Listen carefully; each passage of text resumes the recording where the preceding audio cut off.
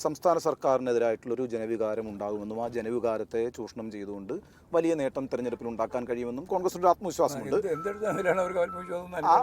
ആ ആത്മവിശ്വാസത്തിലായിരിക്കും അവർ 20 സീറ്റ് എന്ന് പറയുന്നത്. ഇപ്പൊ അങ്ങനെ ഒരു അവസ്ഥ സംസ്ഥാനത്തില്ല എന്നാണ് മാഷിന്റെ ഒരു വിലയിരുത്തൽ. അതായത് ഇപ്പൊ ഈ കർഷകർ ആത്മഹത്യ ചെയ്ത പ്രശ്നം, സപ്ലൈകോ പോലുള്ള ഞാൻ പറയുന്നത് സപ്ലൈകോയിൽ അവശ്യ സാധനങ്ങൾ കിട്ടാതിരിക്കുക, ക്ഷേമ പെൻഷന്റെ പ്രശ്നം ഉണ്ടാവുക, ഇത്തരത്തിലുള്ള കാര്യങ്ങളൊക്കെ തന്നെയും കേന്ദ്രമുണ്ടാക്കിയ ഒരു സാമ്പത്തിക പ്രതിസന്ധി കൊണ്ട് രൂപപ്പെട്ടതാണെന്നും അതിൻ്റെ ഉത്തരവാദിത്വം പൂർണ്ണമായും കേന്ദ്ര സർക്കാരാണെന്നും സാധാരണ ജനങ്ങളെ ബോധ്യപ്പെടുത്താൻ കഴിഞ്ഞു എന്നങ്ങ് വിശ്വസിക്കുന്നു. തികച്ചും വിശ്വസിക്കുന്നുണ്ട്. അതിൻ്റെ ഒരു പ്രശ്നം എന്താ, രാഷ്ട്രീയമുള്ളവർ വിശ്വസിക്കൂല. നിങ്ങൾ ഈ ജനം എന്ന് പറയുന്നത് എന്താ, വിഭജിക്കപ്പെട്ട ജനതയാണ് ഈ കേരളത്തിലുള്ളത്. അതെ, അതിൽ UDF എങ്ങനെയാണ് കുറ്റം കാണേണ്ടതെന്ന് കണ്ടുപിടിക്കും. എന്നാൽ സാധാരണ ജനങ്ങളെ സംബന്ധിച്ച് അവർക്ക് അനുഭവവേദ്യമായ കാര്യമാണ് അവർ ആലോചിക്കുക. അപ്പോൾ അങ്ങനെ വരുമ്പോൾ അവർക്ക് പെൻഷൻ ലഭിക്കുന്ന 3200 കോടി രൂപ 3200 രൂപ ഇപ്പോൾ കിട്ടുകയല്ലേ, കിട്ടാൻ പോകല്ലേ, 1600 രൂപ കിട്ടുകയും ചെയ്തു. അതിപ്പോൾ ചൊവ്വാഴ്ച മുതൽ വിതരണം ചെയ്താൽ 2-3 ദിവസം കൊണ്ട് ആ വിതരണം പൂർത്തിയാവും. വിഷുവിന് തയ്യാറെടുക്കാനുള്ള സൗകര്യമായി. പിന്നെ ഈ സത്യം പറഞ്ഞാൽ ഇന്ത്യയിലെ നിത്യോപയോഗ സാധനത്തിൻ്റെ വിലവർദ്ധനവെ പിടിച്ചു നിർത്തിയിട്ടുള്ള ഒരു സംസ്ഥാനം കേരളമാണ്. എല്ലാ പൂർണ്ണമായിട്ടും ഗുണഭോക്തൃ സംസ്ഥാനമാണെങ്കിൽ പോലും, ഉപഭോക്തൃ സംസ്ഥാനമാണെങ്കിൽ പോലും അതെങ്ങനെയാണ് കഴിഞ്ഞത്? നമ്മൾ 13 ഇനം സാധനങ്ങൾക്ക് സബ്സിഡി റേറ്റിൽ 7 കൊല്ലം മുമ്പുള്ള വിലക്ക് അതിൻ്റെ സബ്സിഡിയോടുകൂടി കൊടുത്തു. ആ കൊടുത്തതിൻ്റെ ഭാഗമായിട്ട് നിത്യോപയോഗ സാധനത്തിൻ്റെ വിലവർദ്ധനവിനെ നമുക്ക് നല്ലതുപോലെ പിടിച്ചു നിർത്താൻ കഴിഞ്ഞു. കേന്ദ്ര ഗവൺമെൻറ് നമുക്ക് പണം തരാത്തതിൻ്റെ ഭാഗമായിട്ട് സപ്ലൈകോ ഉൾപ്പെടെയുള്ള മേഖലക്ക് കൊടുക്കേണ്ടുന്ന പണം കൊടുക്കാൻ സാധിക്കാത്ത സ്ഥിതി വന്നപ്പോൾ പ്രതിസന്ധി വന്നു. ആ പ്രതിസന്ധി ഇപ്പോൾ കടം വാങ്ങിയിട്ടാണെങ്കിലും പരിഹരിച്ച് ഈ വിഷു ആകുമ്പോഴേക്ക് അത് ഫലപ്രദമായിട്ട് പൊതുവിതരണ സംവിധാനം ശക്തിപ്പെട്ട് മുന്നോട്ടേക്ക് പോകുന്ന നില സ്വീകരിക്കാനും കഴിയും. അത് ഇതുവരെ കിട്ടാതിരുന്നത് കേന്ദ്ര ഗവൺമെൻറ്റിൻ്റെ കേരളത്തോട് കാണിക്കുന്ന ഒരു വലിയ സാമ്പത്തിക പ്രതിരോധത്തിൻ്റെ ഭാഗമാണ് എന്ന് ആളുകളെ ബോധ്യപ്പെടുത്താൻ ഞങ്ങൾക്ക് സാധിച്ചിട്ടുണ്ട്. 1600 എന്നുള്ളത് ഞങ്ങൾ 2500 രൂപ കൊടുക്കാനാണ് ഉദ്ദേശിക്കുന്നത്. 2000 കൊടുക്കണമെന്നാണ് ഉദ്ദേശിക്കുന്നത്. കൊടുക്കാൻ പറ്റുന്നില്ല.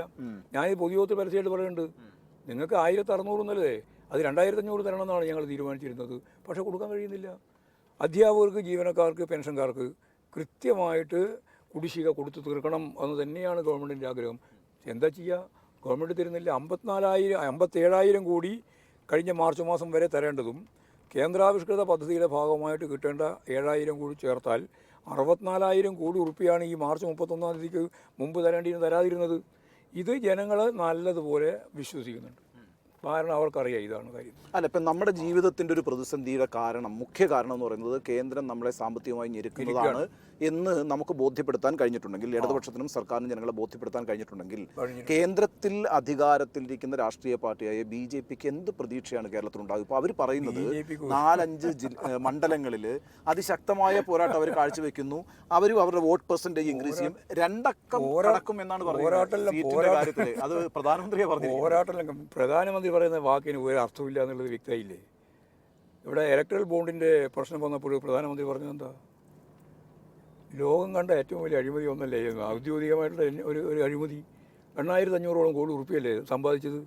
വൃത്തികെട്ട രീതിയിലല്ലേ സമ്പാദിച്ചത്? ഏത് കള്ളപ്പണക്കാരൻ്റെ പൈസ വാങ്ങാൻ ബാക്കി? അതിൽ അത്ഭുതകരമായ സംഭവം, കോൺഗ്രസിൻ്റെ ഏറ്റവും ഉന്നതരായ നേതാവിൻ്റെ ഒരു ഭർത്താവ് ഒരു കേസിൽ പെട്ടു. ഞങ്ങളെല്ലാം അന്ന് ആ കേസ് വന്നു, ഭയങ്കര കേസാണല്ലോ എന്നുള്ള രീതിയിൽ കണ്ടതാണ്. അത് കുറച്ച് കഴിയുമ്പോൾ ആ കേസില്ല. എന്തേ കേസില്ല അതെന്ന് ഇപ്പോഴല്ലേ മനസ്സിലായേ? അപ്പോൾ 170 കോടി ഉറുപ്പിയാണ് അവർ, അതായത് കോൺഗ്രസിൻ്റെ കുടുംബം ഇവർക്ക് കൊടുത്തത്. 170 കോടി ഉറുപ്പിക കൊടുത്തു. കൊടുക്കുന്നയാൾക്കും ഉളുപ്പില്ല, അത് വാങ്ങി വെക്കുന്ന BJPക്കാരനും ഉളുപ്പില്ല.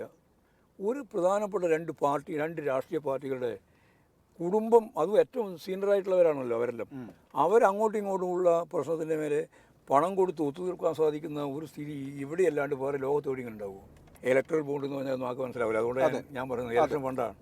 ഈ ഇലക്ഷൻ ഫണ്ട് ഈ കുത്തക മുതലാളിമാരിൽ നിന്ന്, അതുപോലെ കള്ളപ്പണക്കാരിൽ നിന്ന്, കരിഞ്ചന്തക്കാരിൽ നിന്ന്, എന്തെങ്കിലും ലാഭം കിട്ടാൻ വേണ്ടിയിട്ടുള്ളവരിൽ നിന്ന്, രാഷ്ട്രീയം മാറ്റാൻ വേണ്ടിയിട്ട് പണം കൊടുത്തിട്ട് അവരെ സംരക്ഷിക്കുന്ന രീതിയിൽ എല്ലാം ഓരോ കണക്കൊന്നും ഞാൻ പറയേണ്ട കാര്യമില്ലല്ലോ. അത് മുഴുവൻ ഈ ഇന്ത്യയിൽ നമ്മൾ കണ്ടതാണ്.